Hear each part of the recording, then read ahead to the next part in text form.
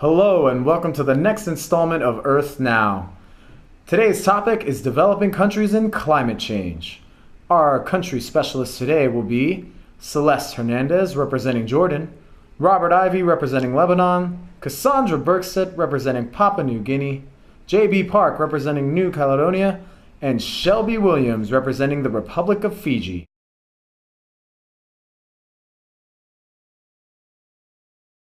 Jordan borders Syria, Iraq, Saudi Arabia, and Israel.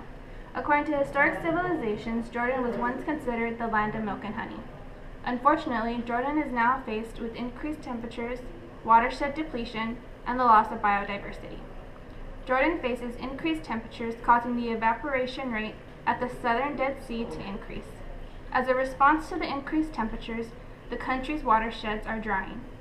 Jordan has initiated Water for Life, a strategy implemented to effectively manage water demands and provide effective water supply operations.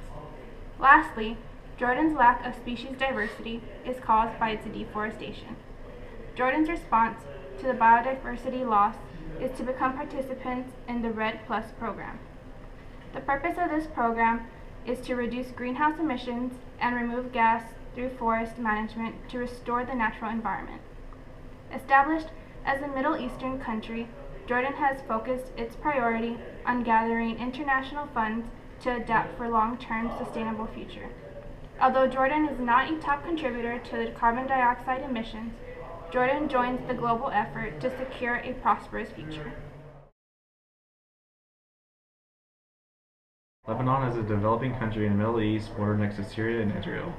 It has a Mediterranean climate with a population of about 4.5 million and an average elevation of 2,500 feet above sea level. Therefore, potential sea level rise should not affect the country. Water scarcity is already an issue in Lebanon. Rainfall intensity is projected to increase during the short wet season, as well as longer drought periods during the dry season. The majority of Lebanon's water comes from underground aquifers, which are refilled annually by melting snowfall and provides a source of water in the dry summer months. The intense period of rainfall will cause erosion and flooding, which will not replenish the aquifer at the rate needed. This will also cause agricultural market to suffer. The Lebanese cedar forest is at risk of deforestation due to shorter winters and less melted snow in the summers. This will also increase the number of harmful diseases and insects that defoliate those trees. It is estimated that 40% of snow cover could be gone by the year 2040. Being one of the many island nations in the southern Pacific, Papua New Guinea's weather varies considerably from year to year depending on the El Niño southern oscillations. The northern islands of Papua New Guinea sit within the West Pacific warm pool, where low-pressure systems merge and create areas on the northern islands that receive persistent rainfall year-round.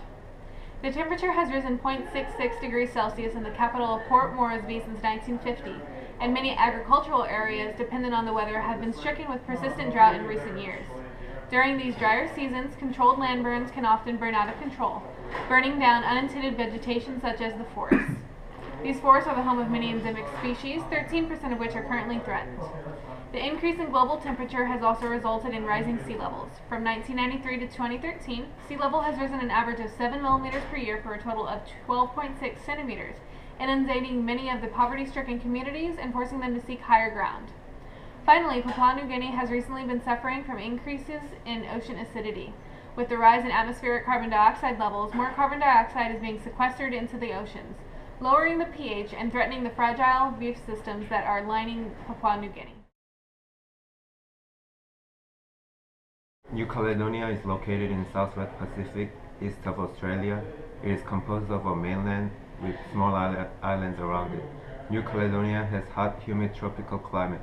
Average temperature is about 23 degrees Celsius, and cyclones are expected from November to March. First reason that climate change mitigation is important to New Caledonia is wildlife conservation.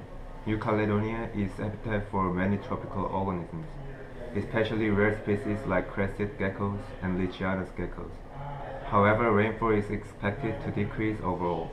The pattern will be irregular, causing less rain during winter and more rain during summer. New Caledonia also has the second largest coral reef region in the world.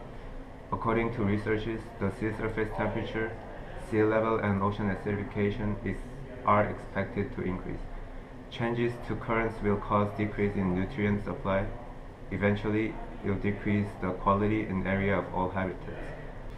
Last reason is that coral reefs, mangroves, seagrasses, and intertidal flats support many important fishery species that face local people.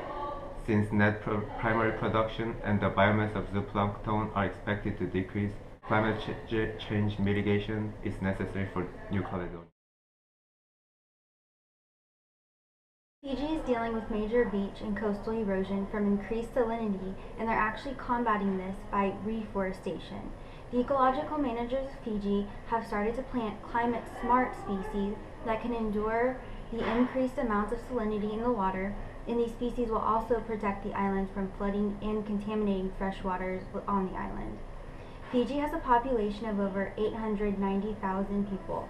The majority of the population is located at the capital, Suva. Fiji consists of 332 islands, but only 110 of them are inhabited.